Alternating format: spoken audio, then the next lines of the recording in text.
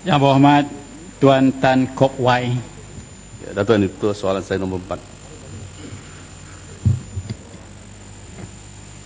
kasih Datuk Yang Dipertua. Bismillahirrahmanirrahim. Kementerian Kesihatan Malaysia atau KKM mempunyai prosedur bagi membayar pampasan kepada pesakit tercedera atas sebab vaksinasi. Bagi mengenal pasti kecederaan akibat vaksin atau vaksinasi, Kementerian Kesihatan Malaysia memantau semua laporan kejadian kesan sampingan selepas vaksinasi melalui Biro Pengawalan Pharmaceutical Kebangsaan. Kes kesan sampingan selepas vaksinasi yang serius tetapi tidak dinyatakan oleh pembuat vaksin akan disiasat oleh Jawatankuasa Penyiasatan Bebas bagi punca kejadian. Pemantauan oleh Biro Pengawalan Pharmaceutical Kebangsaan mendapati kadar kejadian kesan sampingan yang serius bagi semua jenis vaksin selepas vaksinasi adalah rendah. Daripada 17,894,949 dos vaksin yang diberikan kepada kanak-kanak pada tahun 2010 dan 2011, hanya 14 kes ataupun 0.0000078% kesan sampingan selepas vaksinasi diberikan. Semenjak 5 tahun lalu hanya terdapat 1 kes kecederaan akibat vaksinasi dilaporkan. Bagi kes tersebut, pegawai yang terlibat telah dikenakan tindakan dan dihantar semula untuk latihan teknik pemberian vaksin. Sekiranya kesan sampingan serius selepas vaksinasi disebabkan oleh vaksin yang disuntik, syarikat pembekal boleh dikenakan tindakan regulatory seperti penggantungan pendaftaran produk, panggil balik produk atau pembatalan pendaftaran produk. Datuk Yang Dipertua, kajian yang mengaitkan vaksin MMR atau Measles, Mumps, Rubella dengan autism telah menyebabkan penurunan dalam liputan vaksinasi dan telah menyebabkan berlakunya wabak di Eropah, Amerika Syarikat dan Kanada di kalangan kumpulan yang tidak divaksinasi. Kajian tersebut telah dibuktikan tidak benar dan telah dibatalkan pada tahun 2010 oleh jurnal Lancet. Adalah penting bagi memastikan semua kanak-kanak menerima vaksinasi menurut jadual yang ditetapkan bagi mengelakkan berlakunya wabak. Datuk Yang Dipertua, di Malaysia dianggarkan 2/1000 kanak-kanak mengalami autism mengikut kajian Kementerian Kesihatan Malaysia 2006. Sehingga kini pakar seluruh dunia belum dapat mengenal pasti penyebab autism dan belum ada rawatan bagi menyembuh autism. Walau bagaimanapun, sekiranya masalah ini dapat dikesan awal, intervensi awal dapat dilaksanakan bagi membantu kanak-kanak meningkatkan kefungsian. Datuk Yang Dipertua, bagi meningkatkan pengesanan awal autism di kalangan kanak-kanak, Kementerian Kesihatan Malaysia telah memperluaskan program saringan bagi autism menggunakan senarai semak MCHAT atau Modified Checklist for Autism in Toddlers dengan izin pada tahun 2012.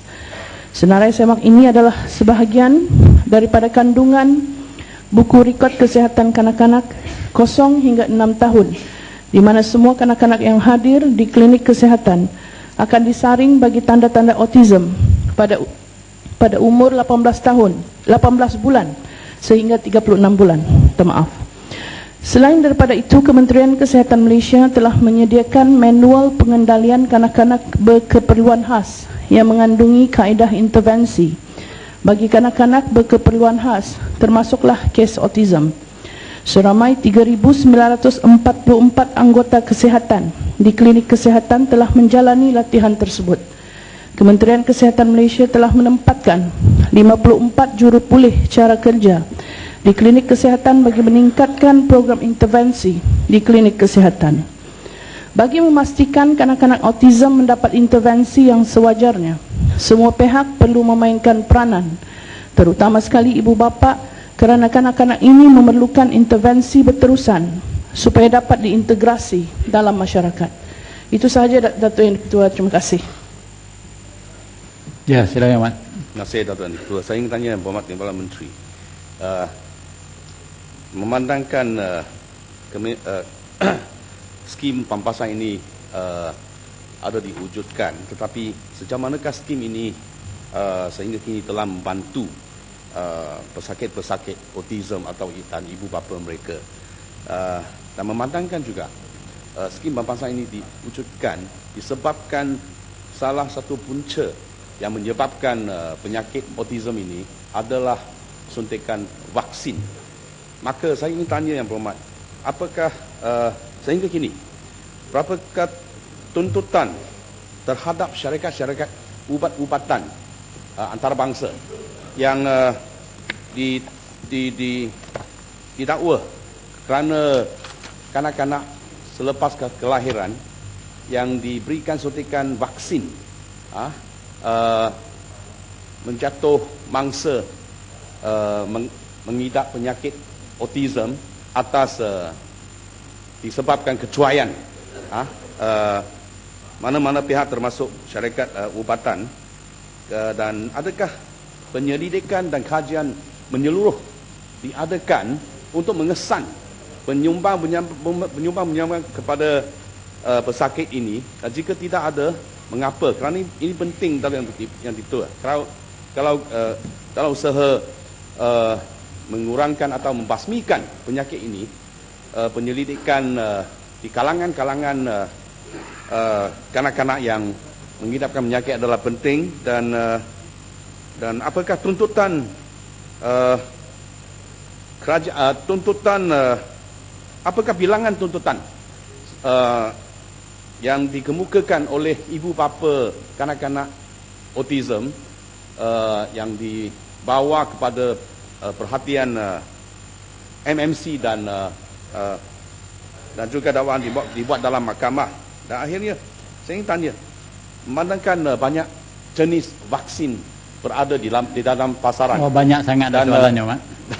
Dan banyak suntikan diambil oleh seseorang individu sepanjang hayatnya. Saya ingin tanya, mana-mana jeniskah vaksinasi yang benar-benar diperlukan, diwajibkan untuk disuntik, dan mana-mana yang digalakkan tetapi tidak sememangnya perlu jika seseorang individu tidak memerlukannya.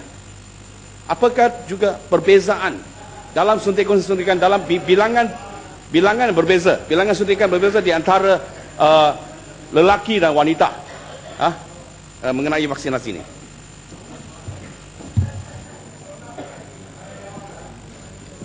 Okay, terima kasih Yang Berhormat. Saya mencatatkan ada 8 soalan tambahan yang telah dikemukakan. Tapi saya akan rangkumkan Yang Berhormat Datuk. Ya, Yang Berhormat, saya peringat ke peraturan kita kena tak boleh buang dalam tong sampah peraturan kita ni. Jadi saya duduk sini rasa pun terkilan juga. Peraturan kita soalan tambahan 1 saja Yang Berhormat. Ini jelas sangat. Tujuan ialah supaya kita dapat cover banyak lagi soalan-soalan lain. Sila Yang Berhormat. Okey, saya ingin terus kepada beberapa perkara Yang Berhormat. Yang pertamanya saya ingin jawab bahawa Kementerian Kesihatan mempunyai prosedur dari segi pembayaran pampasan kepada pesakit yang tercedera disebabkan vaksinasi. Ini bukan skim tetapi satu prosedur yang perlu diikuti oleh yang terlibat.